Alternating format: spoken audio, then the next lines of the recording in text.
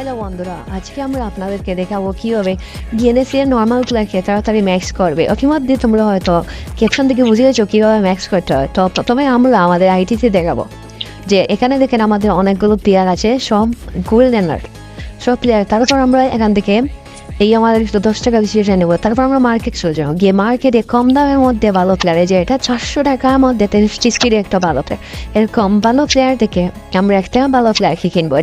এর থেকে আমাকে একটা প্লেয়ার কিনবো।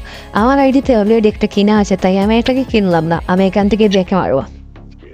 এখান থেকে ব্যাক নিয়ে দেখতে পারেন এখান থেকে আপনার কিনবে, কিন্তু আমি এখান থেকে ব্যাক নিয়ে আমার আইডিতে চলে যাবো, গিয়ে এই যে দেখো একটা কিনা আছে আমার 73 লেভেলে।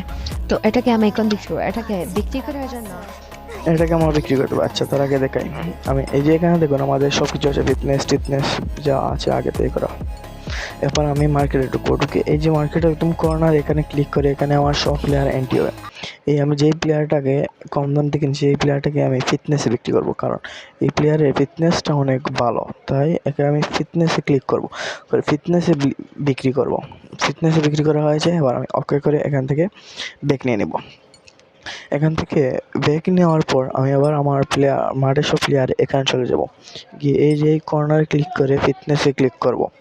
এখন ফিটনেসে ক্লিক করে এখানে ইউএসইতে ক্লিক করব। দেখতে পাচ্ছেন আমার একটা প্লেয়ারের 95 থেকে এখন এটা 96 হয়ে গেছে। এভাবে আপনারা কম দাম দিয়ে প্লেয়ার কিনে বিক্রি করে আপনাদের প্লেয়ারদেরকে তাড়াতাড়ি স্পিড বাড়াতে পারবেন। দেখেন আমি দেখাচ্ছি আবার আমাদের এই প্লেয়ারটাকে। এই প্লেয়ারটা আগে ছিল 95, এখন 96 দেখছেন। এবার আমরা এই প্লেয়ারটা কাটতে দেখতে পাচ্ছেন 96 হয়ে গেছে। এভাবেই আপনারা বিক্রি করবেন প্লেয়ার।